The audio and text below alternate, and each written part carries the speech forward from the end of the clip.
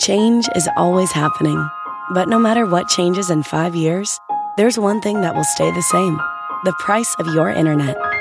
With the Xfinity 5-year price guarantee, you get 5 years of the most reliable Wi-Fi with our best equipment included for a price that stays exactly the same. Restrictions apply. New residential customers only. Taxes and fees extra and subject to change. Most reliable Wi-Fi based on Open Signal Awards USA. Fixed Broadband Experience Report, August 2024. Going up. Prices keep going up these days. It feels like being on an elevator that only goes up. Going up. But not at Metro. We're pushing the down button. Going down. We've lowered prices. Get one line of 5G data for $40, period. That's 20% lower. And you get a free Samsung 5G phone when you bring your number. Only at Metro. 5-year guarantee on eligible plans. Exclusions apply. See website for details. Not available at Metro with T-Mobile in the past 6 months. Tax applies.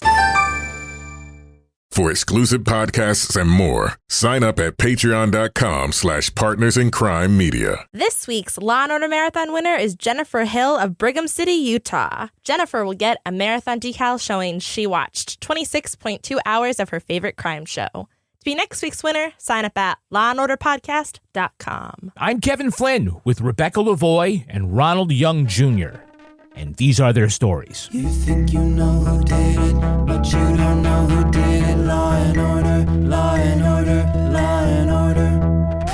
It's no ordinary police procedural, baby. It's the FNOG of police procedurals, baby. Law and order, law and order, law and order, law and order. These are their stories, these are their stories. Welcome to These Are Their Stories, the podcast about network TV's most enduring crime franchise and the real-life cases that inspired their shows. I'm Kevin Flynn. Each podcast will break down an episode from either Criminal Intent, SVU, or Original Recipe, and today we're looking at Special Victims Unit, Season 2, Episode 18, Manhunt. We've got an APB out on the farmer's pickup. Customs and Canadians are on alert. We'll get him. How many more die before we do? He's running out of steam. So am I. Joining me to do just that is true crime author and the host of Crime Writers On and Netflix's You Can't Make This Up podcast, Rebecca Lavoie. Thanks for having me, Kevin. And rounding out the panel is our special guest from the Wait For It podcast. It's Ronald Young Jr. Hello, Ronald. Thanks for having me, Kevin. Yeah. Oh, my God, you guys, what the hell? We're so excited. You are so excited. Yeah, we are. We're pumped. Very HR. Yeah. We're just along for the ride, Kevin. Yeah. Oh, well, all right. Well, buckle up, all right? All right, here we go. Ronald, since the last time you were on, you had just won 3 Podcast Academy Ambie Awards for Wait For It, including Best Indie Podcast and Best Indie Podcast Host. But since then, you have won another Ambie for... Tell him, Kevin.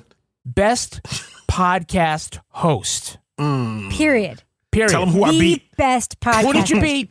I beat Sam Sanders. Ooh. I beat Glennon Doyle. Whoa. I beat Rainn Wilson. Wow. I beat, there's so many other people on that list. I beat them all, Rainn though. Wilson. Fuck him. I beat Jon Stewart. Wow. I beat them all.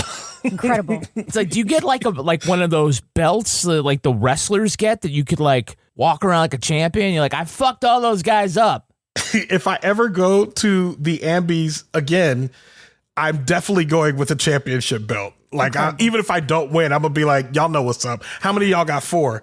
Like, one of y'all. And me, Ronald. Let me know, because I'll be your hype team. You know, like I'll just be like, hold up the belt as you walk in. Yes. Yeah. Look real tough. Like, you want a piece hired. of this. You're immediately hired. Fantastic. Not for nothing. I say this every time Ronald's on the show, but I fucking called it that you were going to be a podcast You star. called it. Years ago. And I'm not done.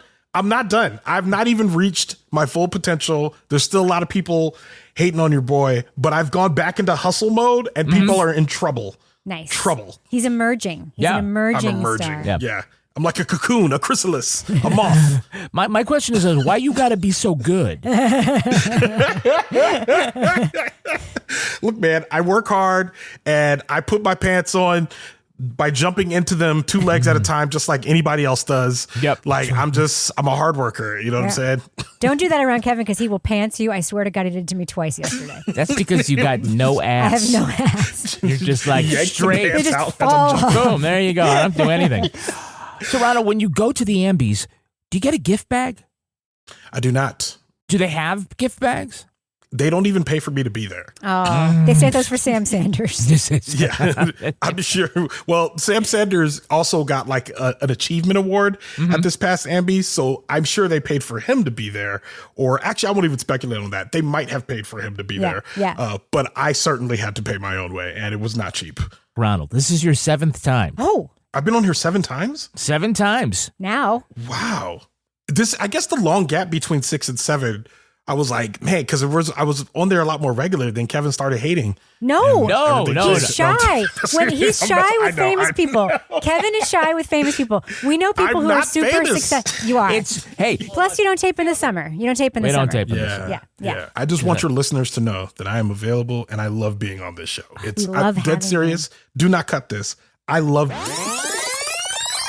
I'm here for it, man. Amazing.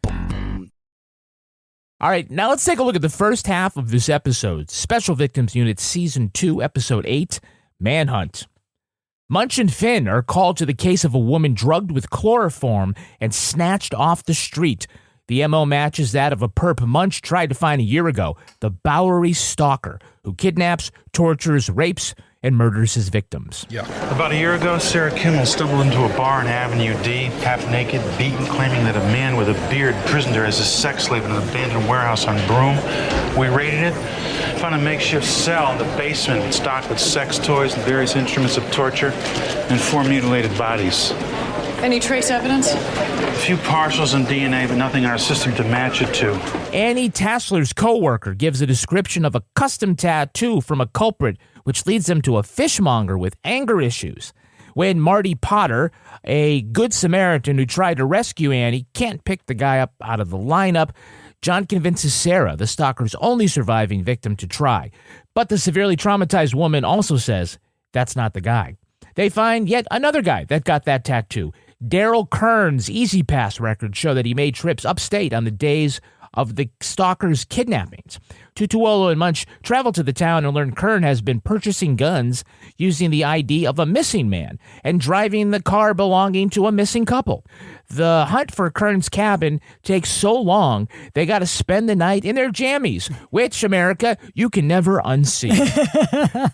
A local contractor says he recently built a completely not suspicious bunker for a guy in the woods. Totally normal. A SWAT team finds Kern has already fled the area, but they discover the body of Annie Tassler. And a bunch of other people. Yeah. So this starts with Annie and Butch leaving work at a diner, and she declines to go out for a drink because she says she smells like French fries. Who cares? I love French fries. Stupid. That means it makes her walk the other way, and she gets scooped up by the Bowery Stalker. Annie! Back off. Oh, okay. And Munch and Finn talk to Butch and this good Samaritan, Marty Potter, who tried to intervene. And Marty has this bandaged, bloody knee, and the EMT says, hey, we got to get him to the hospital. For that, this is why healthcare is so expensive. Yeah. He's already bandaged up. It's like, we got to drive this bus all the way down to St. Ignatius and run up another couple $1,000. Yes, you about to pay $2,000 for. I would have hobbled my butt to that hospital if they or Ubered over there. I'm like, a $70 Uber would be way cheaper comparably to whatever you're going to pay for an ambulance ride for a busted knee. Like, are you kidding me? They already wrapped it up. Like, what are they going to do? They're going to unwrap it and wrap it again and then, charge Obama? Thanks, Obama. Yeah, this is Obama's fault. I have a new sampler hanging in our living room, Kevin. What's that? If I'm ever kidnapped, be a better intervener than Butch McGee. Yes. Butch McGee is so easily intimidated by this man who's literally shoving his friend into a car. He's just like, oh well. Yeah. I guess I can't get her pulls back. a gun. He's like, back up. I'm like, man, the gun's not going to stop me, man. Like, if I see my friend getting snatched, I'm like, I guess I got to die today because I'm coming after you. You think this guy's a hero? He got cock blocked by French fry smell. That's true. He did. Yeah. Like, oh. And the worst part about it is, like, they part ways. I'm like, you're not going to walk her home? Like, no. What do you, it's dark. Yeah. What are you doing? Butch walk her to the McGee. subway at least. Sheesh. Yeah, because you never know what could happen. It's not like the worst possible thing could happen if you don't just walk her to the subway. Like, she's not safe. That's right. This episode proves my theory. People always say in cases where I think like the obvious person didn't do it, and they're like, what are the chances they were actually picked up and killed by someone else, a stranger, a serial killer. I'm like, well, it fucking does happen. Otherwise, there wouldn't be serial killers and weird people killing people. But really, not one serial killer, two, but that'll come later. Spoiler alert. That'll come later. So Munch is feeling the pressure to solve the case because he couldn't do that a year ago. And so they have the sketch artist rendering of the tattoo, which brings him to a suspect who works at a fish market that Munch just happened to work at as a kid. So how would he deal with the fish smell? He would slather on aqua velva. Fishmonger's best friend. After a hot shower, slather some of that arm, smell like Victimone. And then he said he would smell like Victimone. Okay, Boomer. Dude. Like, I got to be honest, every reference in this sentence was more foreign than the last. Yeah. I did not appreciate the body shaming of Olive. I'm just going to say it. Oh, the large round fishmonger. When he said that, I was like, it felt like, it's weird. It felt like it came from a place that was more loving than I've seen in other scenarios, I would say. So it kind of like swept past me. But especially because so much love was between the two of them, that it felt like maybe this is like different and he's like more comfortable with his body and that type of thing doesn't bother him. But I mean, it's SVU. There's always going to be a fat joke, man. That's true. Do you think that when Munch worked there, he dressed all in black, including the black fedora, as he's flinging white fish all over the... That definitely has to be a persona that he adopted when he was working homicide in Baltimore. That 100, like he's like fishmonger, and I imagine he was probably wearing tie-dye t-shirts and had his hair all long, and then like he like takes an abrupt right turn to join Johnny Law, and of course his entire personality has to change, which is why he wears those stupid fedoras and drinks tea. That's a personality choice. Drinks tea. Yes. So I guess apparently he says you can cover fish smell with aqua velva. Aqua vulva, am I right? Huh? Am I right? That fish smell? Yeah. Oh, way to make that joke in front of a woman who laughs and then absolves you of the disgustingness of it. That's why you're here. Nice job. I'm the Robin Quivers of the show, officially. Right. Nice That's job. Right. Can you just do that the whole show? Just rip each other. Because it smells like fish. Okay. I got the joke, Oh, you Kevin. did? Okay. All right. Jesus. Hey, pro tip, by the way, if you're going to dip on the police, maybe walk the other way. Don't walk right in front of them past a pile of fresh fish. And throw one of them into the fish. That's right. There you go. That was wild. I'm like, why are you assaulting a police officer right now? This is... And you're assaulting the wrong police officer. That is Odafin Tutuola. He is definitely blurry with the lines, man. Yep. Although Munch out of nowhere just like pulls his gun, sticks it up the guy's neck. He's like, don't move. Another one. I'm like, there was no need for a gun, man. Everyone's like, what? I don't understand. That's not de-escalation. Pulling a gun is not de-escalation. No, they did more de-escalation in Pulp Fiction. Yeah. Be cool, honey bunny. Yeah. So they have no luck with the lineup. They're picking all the plants and not the suspect. And so Cragen says, well, Officer Peters will be pleased to know he's been identified as the Bowery Stalker. Yeah, but does Peters have an alibi? Wouldn't be the only episode where the cop was the guy, right? Yeah, it's true. Bing, bang, bong. Hey, bing, bang, bong.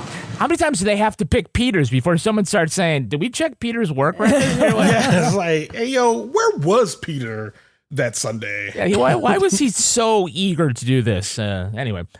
Now, if you think bartenders have a face for felonious past customers, they ain't got nothing on tattoo artists. So they drive, like, they get this, detail about, oh, yeah, it's, this is actually the real guy's tattoo.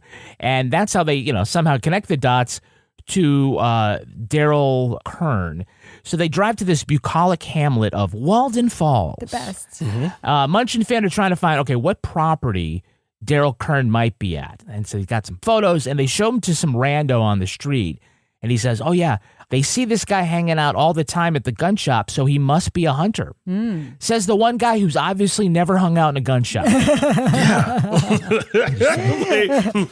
The only reason people go to the gun shop is for hunting supplies, which is what I learned in that interaction. Yeah, apparently. It's not for any of the paraphernalia. It's not for the vibe.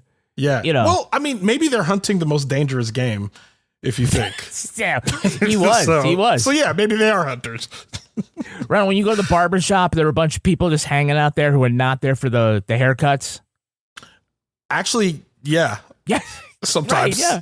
Yeah, I don't know. Black barbershop culture is different, man. There'll be people in and out who are definitely not getting haircuts that just came to make a very controversial point about sports. And if my barber ever hears this, he'll know exactly who I'm talking about. A guy walked in there one time just to be like, on paper, Jimmy Butler is better than Steph Curry. And then I even said in the chair, I'm like, I don't want to do this with you, Mr. Will. And then we're in an argument for an hour about whether or not Jimmy Butler is better than Steph Curry. Wow. So to answer your question, Kevin, yes. Yes. But at the gun shop, they've got like all these let's go Brandon targets all up. So they're like, oh yeah. Wasn't that cute when it was Fringe? It was so cute. It was cute when it was Fringe. It was. Now you know what to get everybody for Christmas. It used to be Fringe to say the stuff that the gun shop guy said. And now it's not Fringe anymore. It's just... Oh. I thought you said French. Oh. It's French. Yeah. So French. Because the French are all about their weapons. Yes, we know that. As soon as I said I thought it was French, I knew I had just thrown Kevin an alley-oop. What is that? You can pry it out of my foie mormont, right? Like, fill out my bingo card. Kevin does a French accent. 2 more, we're there. All right, so we got a couple of Hey, It's That guys. Hey, it's that guy. Can you tell me the name of the actor playing Darryl Kern? That one I don't know. I do not know. I've been one step ahead of you since you stormed the warehouse. Every time I grabbed another target, I thought about you. And when they were screaming for mercy, I had a little laugh at your expense. That guy is R.E. Rogers, best known as James Robson on Oz. The prison show. I didn't watch it. That's why he looked, because he was unhinged on Oz. Mm-hmm. Yeah. So it made sense why he looked so so familiar and crazed. He was on that show the brutal enforcer who was cast out of the Aryan Nation when it's learned that during a dental procedure he received a gum graft from a black man. Oh. Yes. So he's like a tiny bit black in the mouth and he got cast out? That's yes. Yeah. Wow. That's not how it works, guys. That's not how you become a different race. Just FYI. Yeah, who found out? First of all, I gotta say, I did not know that the gums might be something they're coming for when I filled out my organ donor card. Mm-hmm. Yeah. People want that? Okay. Yeah, whatever we can get from you, Kevin. But by the way, how racist do you have to be when you can't look another Nazi in the mouth? That's a new level, man. Yeah, you're like, oh no, I can't have those teeth. Like, are you serious? The mongrelization of your teeth. It's horrible. No good. By the way, when he heard about it, Stephen Miller started brushing his gums really hard. Started flossing. It's like that. He's like, I didn't know that was a thing that they could do. That's right. We're going to get on that right away. So we've got a Hey, It's That Girl. Hey, it's that girl. Who's the actress playing Sarah Kimmel, the original victim of the stalker who got away? I don't know. She's like one of those franchise actresses. I don't know. Yeah, her name is Anna Belknap. I'm 28. I'm living on disability because I can't leave my house without falling apart. Don't tell me that he can't hurt me. She will go on to play Lindsay Monroe for 8 seasons on CSI New York. Is that a franchise? That is a franchise. I called it. I have not seen a CSI in my life. I've only seen the first season with the glasses, or the second season with the glasses. You know that. That's Miami. Oh yeah, right? when he puts yeah. I've accidentally seen NCIS, and I didn't enjoy it. So never saw it. I don't blame you. I don't watch things on CBS except for The Young and the Restless. That is well documented. Is it still on? Probably. Okay. Who knows? No one knows, except for the 25 million people who watch it every week. Wow. Anna Belknap is married, and according to her wiki, the proof that she is still married is that she and her husband were seen together at WWE SummerSlam Night 1. Wow. Which, of course, is the most romantic of the SummerSlams. It's true. It's true. Of the SummerSlams, there's more than one? Apparently. They keep on going. But who is that Canadian judge? Oh, the that ethical was one? Barry Manilow, I think. I wanna say. Yeah. And that guy's name is Dan Fraser. In the 1970s, TV fans would know him as Captain McNeil in Kojak. Oh. Wow. Aren't you concerned that Canada might become a safe haven for criminals seeking to use our Constitution as a shield from prosecution? You know, he's the one Kojak would go to and complain because the system doesn't work. And that's how we got Stabler. Yeah, totally. Totally. Did you recognize the guy playing Marty Potter / Marvin Posey? Hell yeah, I did. Who is that, Rebecca? That's Paul Sparks. Yep. He played a disgruntled journalist in House of Cards, and he played a disgruntled journalist in The Better Sisters. Wow. And he's super hot, in my opinion. Which is it, Mr. Potter? 5. Definitely 5. Thank you, Mr. Potter. Emmy nominee Paul Sparks. Yeah, he's Thomas Yates in House of Cards. He was gangster Mickey Doyle in Boardwalk Empire. Never saw it. I got to rewatch House of Cards. I mean, the Kevin Spacey of it all like separated me from that, but now I want to go see this disgruntled journalist. Yeah. Yeah, he's writing a biography or something. He ends up sleeping with Robin Penn. Robin Really? Wright. Oh, yeah, Robin Wright. Then yeah, I do remember. Yeah. Yeah, Man. that guy. By the way, he was married for 18 years to actress Annie Parisi. Really? Yeah, who was ADA Alexandra Borgia on The Mothership. And so that means he's also related, or was also related, to Sam Waterston. Because Annie's brother married Sam's daughter, which make Paul Sparks the brother-in-law of Sam Waterston's son-in-law. Oh. If you can keep track. And who knew how they got all these great acting jobs, right? Wow. So he could marry Sam Waterston. It'd be just fine. Yeah. They're enough. They're distant enough. Just, yeah. Theoretically, yes. The DNA would be just fine. Yeah. He was once called TV's sexiest creeper. Yes. To which Stephen Miller started brushing his gums even more. Why would it be your favorite creeper? What am I going to get? We have a repeat offender. Repeat offender. Adam Lefrave is back as the police chief. Oh. Get your cup of coffee, soda pop, something. Also, as the crime tech is David Jung. I saturated the paper with ninhydrin, which revealed 2 distinct sets of prints. He's famous for being the world champion air guitar player whose raunchy performance got him banned for life from Good Morning America. Wow. I kind of remember that. How raunchy would it have to be?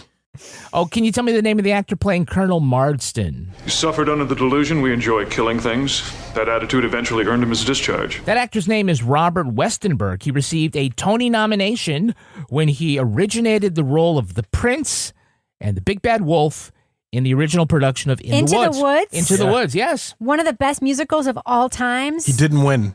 He didn't win. Nominated. There were like 3 other Tonys. I think there were 6 nominations altogether. He was nominated. He did not win, but I mean, as we know, the Big Bad Wolf is actually a metaphor for a child molester. Yes. So he's perfect here on SVU. Yeah, he is. By the way, that's my favorite Sondheim musical. I'm just saying. I've never seen it. Theater people listen to this show. You can at me, but I think Into the Woods is Sondheim's best musical. Is it still on Broadway? Don't you remember the movie? Meryl Streep and...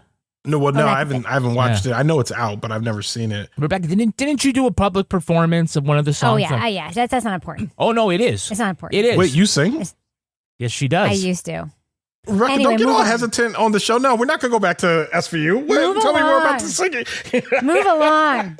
Move along, Kevin. I've never seen you look uncomfortable before, Rebecca. Oh. That's very uncomfortable. This He's is about going to come push up some later fucking via button text. that I don't want him to push. Hey, that's great. Thank God. Thank God it was that. I was afraid you had me fucking singing on one of those buttons. Yes, she did sing I'm it. Yeah. sweaty in now. Yeah, I'm I've smelling never bad. seen you uncomfortable. That was amazing. Let me get you some Aqua Velva. Yes. Give me that wine. Who's playing the gun shop owner, and where do we know him from? Government's got its fingers so far up everyone's ass, it's getting to be like Russia around here. Russia's a democracy now. My point exactly. Oh. This is the one I know. Okay. So I never cheat. Give me his name. Give me I his name. don't know his fucking name. This is the whole bit, Rebecca. But I know where I knew him from. All right. So I'll tell you his name, and then you can tell me your name. Okay. That actor's name is Robert Preston. All right. Here's how I knew him. You ever look at somebody, Ronald, and you're like, I know that guy, but I know him as like an archetype. And he like played like an evil, like white preppy guy in one of those 80s movies Yes. where there's like the nerds. he was in fucking Real Genius playing the evil preppy guy. That's fair. In Real Genius. And I was like, I know he's that. So I had to look him up and I was like, I was right. Yeah, he played Kent, Val Kilmer's foil in Real Genius. He was also Tom Hanks' romantic rival in Bachelor Party. In Real Genius, he's probably best remembered for the prank where they put the radio transmitter in his braces, made him think that God was talking to him. Yep. But he did have a great line when someone said that he was once spotted naked holding a bowl of Jell-O. He said, "I was hot and I was hungry." I love it. Great excuse. Yep. Very simple. Yeah, great. Let's get to the point. So after this episode, he took a couple of years off of acting to become a construction worker at Ground Zero after 9/11. Oh, wow. And another fact here, which I don't know what to make of it. I'm trying to come up with a joke. I'll just throw it out there. His biography says that his great-great-great-grandmother was scalped and lived through it. No, that's not. That's insane. Hey, that's insane. That's great. Jeez. Oh, God. That sounds like some sort of like white supremacist brag, right? Yeah, I'm like, I don't know what to say about that, but I don't like my it. stock is so strong. My white stock is so strong that my ancestors survived a scalping. Yeah. Right. And she never needed a haircut again. Yeah. Never. So did you spot the guy playing bespoke Armageddon bunker builder, Mr. McCartney? No. Drew up the plans to his specifications. An underground bunker fortified with 12-inch cement blocks. Love that guy. That guy's name is Brian Delate. He had a small but important role in The Shawshank Redemption. He was the guard who wants to set up a trust fund for his kids, and Andy explains how he can do it, legally shelter the money. Yeah. Without doing, and he starts doing everybody's taxes. Yeah, that's how Dufresne becomes like a made man in prison. Is that when he says, "Do you trust your wife?" Is that the guy? Yes. Okay. Yeah. Yes. Then yeah, and he was like, he hangs him over the roof. He was also the jury foreman in Reversal of Fortune. Oh, I love that movie. Yeah, so he helped make Alan Dershowitz famous. That's so, bad, but yeah, I do love fuck that you movie. for that, Brian. Yeah. Who is that playing Thomas Picard, the Canadian barrister? Your Honor, this is a blatant attempt to circumvent the laws of this land. Kevin, how many white dudes were in this show? Like, what did they do? They're quite a bit. Rebecca, did you spot him at all? No. He was the moral way, the ethical one who was in a death penalty. Yeah, his name is Mark Forget. He just joined the cast of General Hospital. What? As who? the shadowy figure Pascal, seen holding Britt hostage after his return from her presumed death, as well as torturing Vaughn and Jocelyn, and is involved in some scheming about cold fuge research. All he's been doing is wearing pajamas the entire time he's on the show. He's at the Five Poppies Resort, which is like this General Hospital stand-in for the White Lotus. They call it the Five Poppies. And my all-time favorite character, one of them, Britt, is like back to life now, and she was definitely dead because we saw her die on screen like a few years ago. But yeah, he's a guy, and he's like, because he's a resort employee, all he wears is pajamas the whole time. It's really weird. He looks like discounts Cillian Murphy to me. Yes, very much. Timu. Very much. Lastly, who's playing Miss Michelson, the carjack victim? He said he was going to kill me and Jenny just like the rest of them. He said the police were so stupid they'd never find us. Dunno. No idea. Her name is Robin Morse. She happens to be the daughter of Emmy-winning actor Robert Morse, who played Bertram Cooper on Mad Men. Yes. So Robin Morse, who will ever forget her classic role in the CBS School Break Special? Ooh. Which is the off-brand breakfast cereal version of the ABC After School Special. Okay. I loved those. She was in the episode The Day the Senior Class Got Married. Oh. This is what a teacher pairs up teenagers in arranged marriages to learn about financial and relationship challenges. Okay. The class was called Trad Wife 101. Oh, that's a joke. Okay, I was going to be like, that long ago? Okay, so Munch and Finn have been partners for about 15 episodes at this point, and they haven't really bonded yet, so they make them share a motel room to answer the questions, what would they say if they opened up to each other, and what kind of pajamas would they wear? Yeah, my all-time favorite scene in SVU is this scene. So for this sleepover, we saw all day, we saw Finn wearing this three-piece suit, and then apparently when he goes to bed, he puts on a gold chain. Yes. Yes, and a do-rag. and a sleeveless shirt. He looks like he's going to play basketball or rob someone. Or both, to be honest with you. The best. Yeah. And then, of course, Munch, he's got pajamas that are all black, but he still wears the pajama top unbuttoned with over a t-shirt, so it looks like he's still wearing a suit. He's wearing his work outfit, but pajama version. I'm sure he has a sleep fedora as well. Like this, he's like, "Good night, Finn," and puts on a hat. That's his do-rag, right? Yeah, that's his do-rag. I feel like both these guys are like signaling something to the audience. It's like when like a foreign actor who's been playing American has a scene where they get to use their real accent. It's like, I bet this is how these guys actually dress when they go to bed. I wouldn't be surprised. It did. I feel like wardrobe should not have had to do much for that scene. They probably just brought the clothes that they had in their duffel bags. Yeah. I think Ice-T still wears that chain in the Car Shield ads that he is now on That makes all sense. fucking day long. Or all of his cameos. I'm sorry. Yeah, cameos, right? Yeah, cameos. Yeah. Yeah. Well, at some point we see Munch in the bathroom trimming his nose hair. And then he's filing his fingernails. Like, did he really have to bring the vanity kit, the whole, for this overnight? Yeah. Yes. They're like really building character in this scene in a way that I'm like, I don't know if I'll need to know in 3 episodes from now when we don't see Finn for 3 episodes that What's he in his files go his bag? nails. Yeah. Exactly.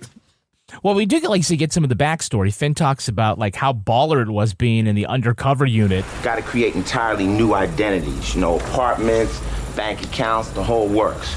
One time I was under for 7 weeks. Had a nice little duplex in the village. After we bust the dope ring, I got to move back to my little cracker box 1-bedroom in Brooklyn. His partner took a bullet for him. Yeah. And then we're going to learn that in season 14 that was Luis Montero. He was shot in a drug bust and left paralyzed. And then Finn said, like... Sort of took all the fun out of it. Sweet wisdom from Finn. Can't argue with that. And then they ask, Munch... We don't get that one nearly enough. Yeah, I love Finn is not in the show nearly enough for us to get that sound effect. No, and he always has sweet wisdom from Finn. So 100%. Yeah. Finn asks him about, like, why did you come here? And he said that Munch says, when I left homicide, SVU was the only job I could get, which is what literally happened to Richard Belzer. Yeah. You're leaving homicide. This is the only thing I can get to work. That's right. Yeah. That's right. But didn't he also, they brought him on and he was like, I will only come if I can be Richard Bell. I mean, Detective John Munch from Life of the Street. They're like, yeah, fine. It's the same character anyway, so come on over. Yeah. In fact, there was, when they were talking about ending homicide life on the street and Belzer was trying to figure out what to do, he had done a couple of guest appearances on Law and Order and, got paired up with Lenny Briscoe. Yeah. And at the same time, Benjamin Bratt was leaving the show and Belzer really wanted to partner with Briscoe, but their characters are too much alike. Yes. Yeah, they're the and that same was guy. the problem with Logan, is that essentially they're the same guy. Yeah. So Dick Wolf said no, but kept them in mind for this. I'll just say the idea that SVU exists in the same universe, universe, as they say, as Homicide Life on the Street is fucking ridiculous. It's bananas. It would be like SVU existing in the same universe as NYPD Blue. Yeah. Like, there are not two tonally different These are very cop different shows. tones. Yes. So different. So different. You think when Munch arrived, he's like, why is this place so fucking stupid? Why is everybody here so stupid? Why isn't there more violence? The stakes are low here. So they get a lead on what property Kern might be hiding out in, and they get word that a contractor built a serious underground bunker at the cabin in the woods, and the contractor was assured that no, it's not for kidnapping, torturing, and raping women. It's just for the race war. Said he was getting ready for Armageddon and the race wars. I don't subscribe to that point of view, but his money's as green as anyone's. Imagine, and the dude said, I'm not really into that, but your money's good, so Exactly. race war, whatever, I got you, dog. Exactly. Race war, torture lair, whatever you told me, I would whatever still you do, cash man. that It's none check. of my business. Yep. Just make sure you pay the check. Pay the fine. I gotta say, I don't know much about Electric Boogaloo, but if you're deep in the woods outside of upstate Walden Falls, the race war isn't coming for you. No. You got a lot of time. We're not coming up there. Don't worry. No, you can leave the door unlocked. It's fine. You don't worry about it. Did you guys catch when the sheriff said he's going to deputize some locals to come and catch this serial killer? You mean a posse? It's like, give me 10 minutes. I can deputize some locals. I'm like, what in the actual fuck? Please Munch don't do is like, that. this is definitely not homicide life on the streets. What the fuck is going on here? What is ATF doing here? It's like you're trying to start the race war by deputizing some locals. It felt that way. Yeah. They rush the cabin, and the suspect is gone, but they do find Annie's body. And I just want to point out that if Butch had used aqua velva to cover the French fry smell, Annie would be alive today. Going up. Prices keep going up these days. It feels like being on an elevator that only goes up. Going up. But not at Metro. We're pushing the down button. Going down. We've lowered prices. Get one line of 5G data for $40, period. That's 20% lower. And you get a free Samsung 5G phone when you bring your number. Only at Metro. 5-year guarantee on eligible plans. Exclusions apply. See website for details. Not available at Metro with T-Mobile in the past 6 months. Tax applies. If you're looking to help your child catch up, stay sharp, or get a head start this school year without the stress, IXL is the answer. Its interactive lessons keep kids engaged with content tailored to their level, pace, and learning style. IXL is the award-winning platform proven to boost grades in math, science, social studies, and more. One subscription works for all your kids, saving your family time and money. Visit IXL.com/20 to get the most effective learning program out there with an exclusive 20% off. Need to restock inventory, cover seasonal dips, or manage payroll? OnDeck's small business line of credit provides immediate access to funds, up to $200,000, exactly when your business needs it. With flexible draws, transparent pricing, and full control over repayment, you can tackle unexpected expenses without missing a beat. Apply today at OnDeck.com, and funds could be available as soon as tomorrow. Depending on certain loan attributes, your business loan may be issued by OnDeck or Celtic Bank. OnDeck does not lend in North Dakota. All loans and amounts subject to lender approval. All right, let's take a look at the second half of this episode.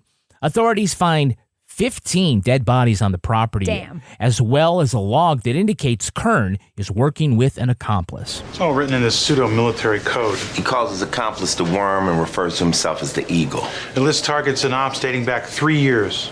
I assume the targets are the victims? And the ops? Their torture and execution. He's killed entire families for their credit cards and ID. Even killed one guy for his cabin, a plumber from Brooklyn named Ernest Dillman. Now that the operation's gone south, he's come home to scoop up his accomplice and hit the road. Munch and Tutuola learned before he was kicked out of the army, Kern made friends with a creepy delivery guy named Marvin Posey. When his aunt shows them Marvin's picture, they realize that he's actually Marty Potter, the guy who they thought was saving Annie's life, but was really just there helping Kern kidnap her. Finn gets a call that Kern has carjacked a mom and a kid, and cell phone data find both him and Marvin having a rendezvous at a farm on a northern border community. When the detectives arrive, they see Kern has murdered his accomplice and made off with his hostages to Canada, but his plan is thwarted when he's caught shoplifting auto parts to repair his getaway vehicle. Cabot, who somehow got to Ontario before Munch and Finn, is ready to argue Kern's extradition, but Canadian law bars the release of a prisoner if they face capital punishment in their home country. Alex tells the Canadian judge, "Nah, we just want him for stealing the truck." The judge says, "That's probably bullshit, but good enough for me."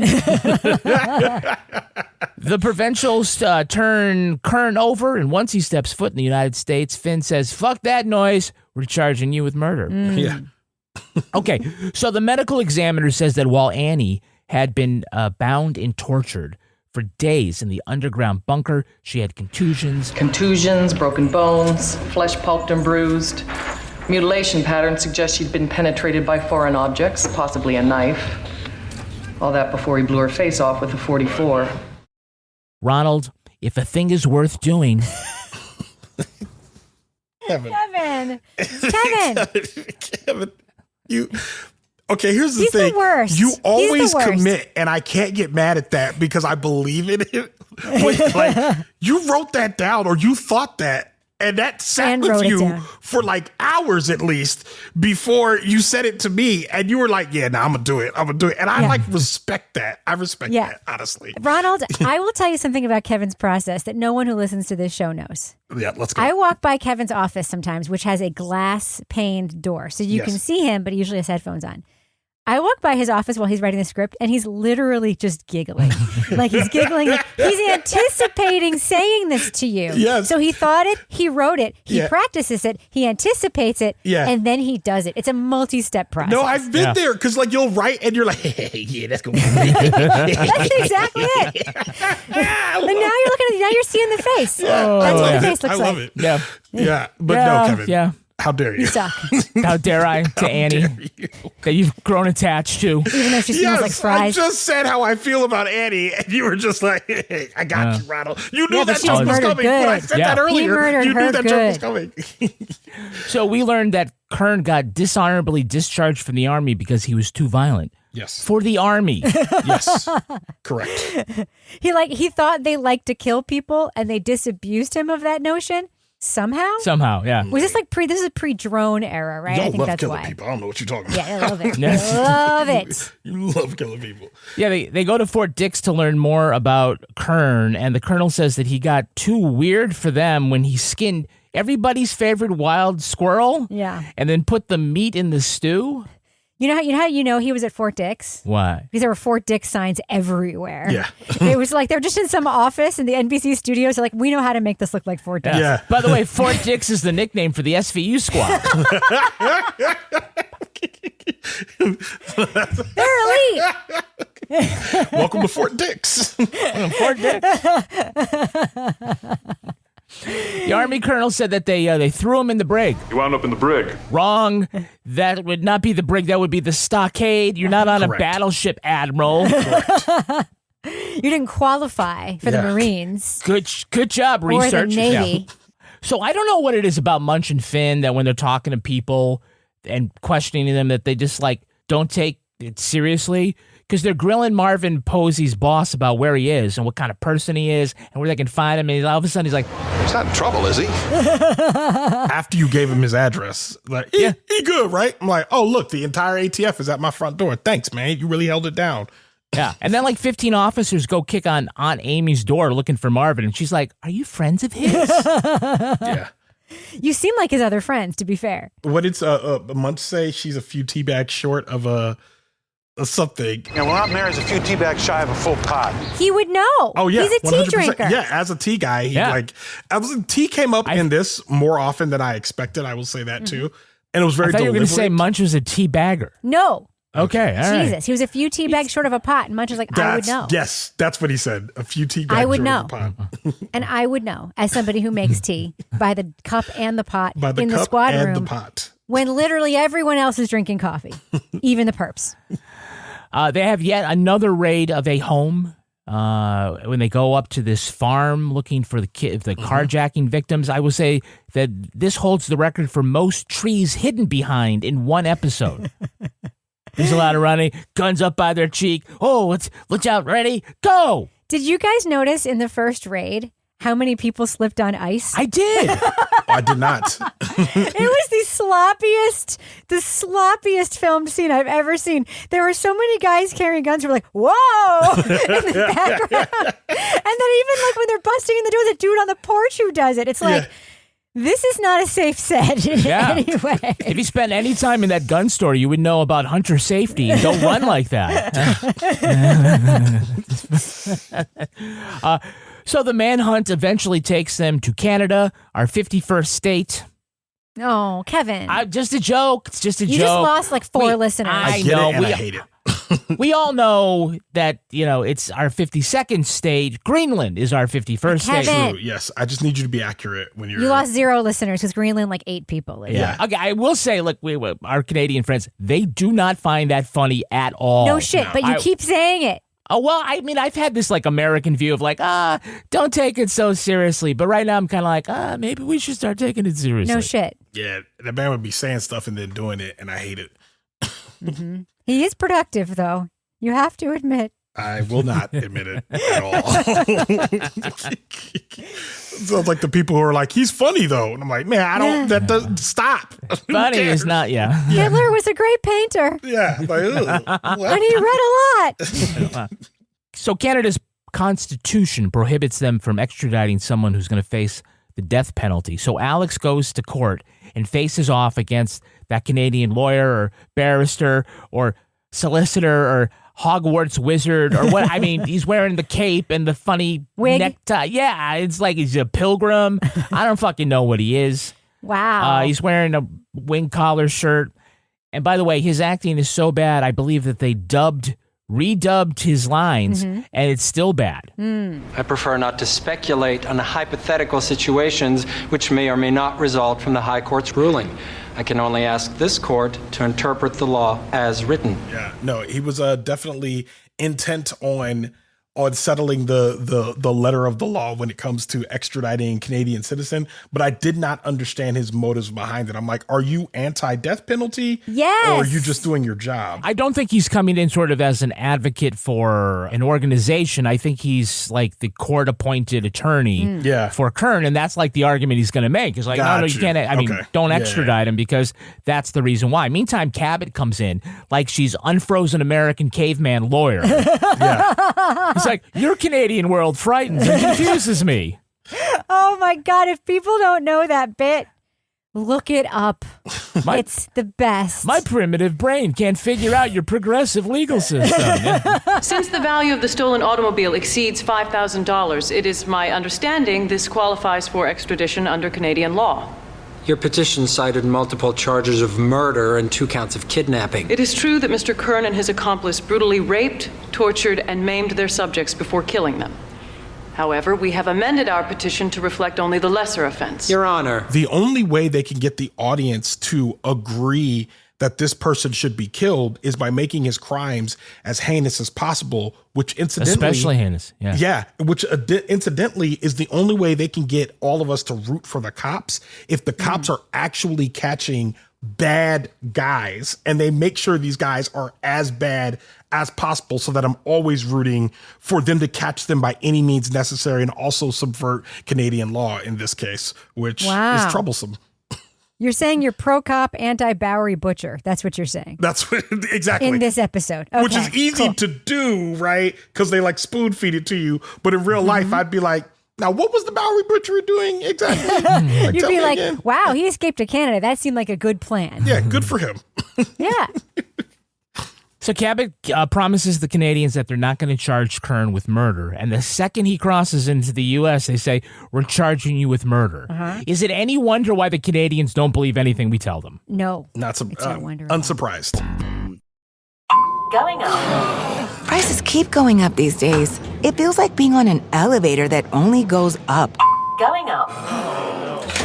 But not at Metro. We're pushing the down button. Going down. We've lowered prices. Get one line of 5G data for $40, period. That's 20% lower. And you get a free Samsung 5G phone when you bring your number. Only at Metro. 5-year guarantee on eligible plans. Exclusions apply. See website for details. Not available if at Metro with T-Mobile in the past 6 months. Tax applies.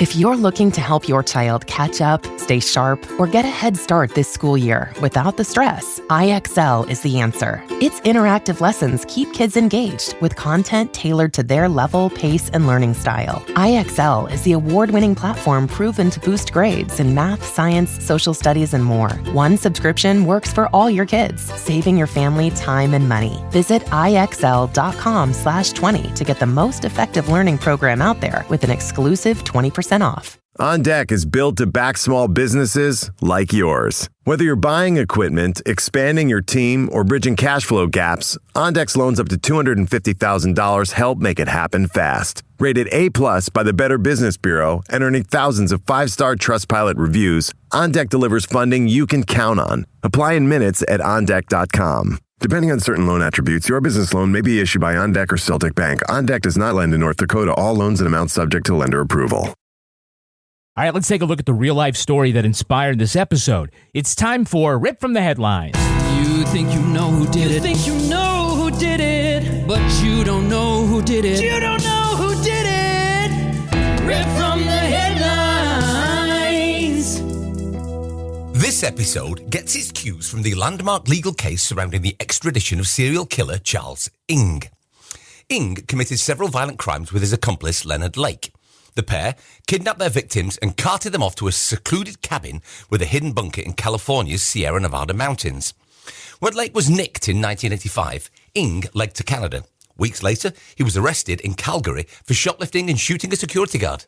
The US requested his extradition to face charges for multiple murders in California, where he could face the death penalty. The fuck's sake? Ng challenged the extradition, arguing that sending him to a country where he might be executed violated the Canadian Charter of Rights and Freedoms. The case reached the Supreme Court of Canada in 1991. Justices ruled the extradition was permissible, even though the Americans wouldn't promise not to seek the death penalty. Once Ng was shipped back to the US, he was convicted of 11 murders and sentenced to lethal injection in 1999. But California put a moratorium on doing executions in 2006, and the practice remains on hold. Charles Ng is currently in San Quentin prison serving his time on death row.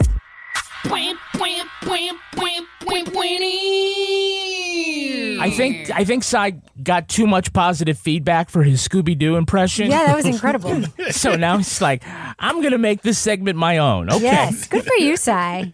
Own it. Charles Ng, born in British Hong Kong, he wasn't a U.S. citizen, so he used a fake birth certificate to join the Marines. And he was busted by the MPs for stealing automatic weapons and stashing them from the base. And he escaped military prison by putting on civilian clothes and just walking out. Oh. Good for him. I feel like that's a weakness in the system that could have been addressed. That's easily. like a Hannibal Lecter situation, right? Correct. Was he wearing someone else's face when he came out? Yikes. He just strolled right out. I mean, like I said, when you fail to prepare, you are preparing to fail. Incredible. Lake and Ng had a cabin in the mountains where they would. This is very much like the episode. They had a cabin in the mountains where they would lure people, sometimes with classified ads and sometimes just straight up abductions. The death toll is believed to be as high as 25. Wow. They killed men and infants right away, and if they would keep women as sex slaves before killing them too. They videotaped all of this. Lake said this was all part of Operation Miranda, a fantasy where they would abduct women in a post-apocalyptic world. My question, whatever happened to preppers just stockpiling powdered milk? Yeah, that was it felt like a much simpler time, man. This is like, what exactly are you prepping for in your apocalypse situation? Wow. Might be over non-consensual sex. That's right. Oh. Yeah. If we don't rape them now, we'll never be able to rape them then. Oh my God. Wow. Got to spread your seed. Oh, Kevin. It was a good joke, but it didn't make me feel good. No. So apparently, if Ng hadn't been such a klepto, he wouldn't have been caught. Yeah. He and Lake stole a tool from a lumber store, and when he was confronted by a cop, he presented a driver's license from a man who'd been missing.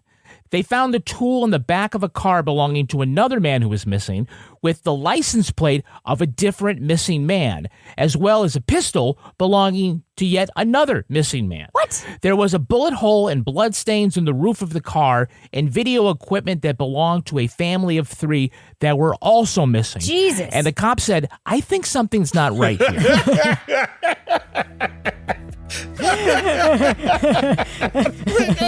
Hey, now wait a minute. I went to cop school. Yeah. like ... The license said McLovin. It's like, I don't know. I don't think that's your name. So while in prison, Ng has filed numerous complaints and sued the state of California over them. He said that the prison-issued eyeglasses were too weak, that the temperature of the food was improper, the lighting in the courtroom was hostile, the mail was too slow, that the prison-issued clothing didn't fit him well and was degrading, and that he was banned from doing origami in his cell. He claimed that folding paper animals was therapeutic. He said all these things are cruel and unusual. He's kind of a baby. Yeah, they won't let me fold my paper or murder my people. I don't want. He's the death row Karen. Yeah. Yes. Oh, what's wrong with you, man? I guess the origami thing is they were program? afraid. Well, they give like pass notes. He would give them to other people, and plus scissors, and things like that. So, Yeah, but he's real good at those cranes, from what I understand. Really good at those cranes. Yes. Yeah. He also complained about the level of abrasiveness in prison-issued toothpaste. He says it damages gums. To which Stephen Miller said, "What brand of toothpaste is that again?" Well, that's going to do it for us. I want to thank our guest, Ronald Young Jr. Ronald, where can our listeners follow you online? You could find me on Instagram and Threads at It's Big Ron. That's at OHITSBIGRON. You can also subscribe to my podcasts, Wait For It, WEIGHT, and Leaving the Theater, where I review movies as I'm walking out of the theater. And join your Patreon like Rebecca and I have. It's great stuff. Oh, yeah. Oh, and now I just started an ad-free feed, and I'm starting another podcast called I Don't Like That with Ronald Young Jr., where I just talk about things that I don't like. I don't like a lot of things. That's such a good idea. And you are it's funny, every time I say this to other podcasters, or especially people in pop culture, they're always like, what a great idea. I was like, yeah, we're always talking about the things we love. Let's talk about the things we hate. Everybody doesn't like things. Yeah. Wow. Yeah. And so, Rebecca Lavoie, where can our listeners follow you? You can find me at Reb Lavoie on all of the platforms. You can follow us and like on Facebook, Instagram, TikTok, YouTube, X, and Blue Sky. Our newsreader was Cy Frater. Our theme music was composed and performed by Uncanny Valleys. Content assistance from Travis Roy. Lily Flynn handles promotions. All clips in this podcast were used in compliance with the U.S. Copyrights Act fair use exemption for criticism and commentary. Go to lawandorderpodcast.com and sign up for our newsletter for a chance to be our next Law & Order Marathon winner. These Are Their Stories was recorded in Studio C and is a production of Partners in Crime Media.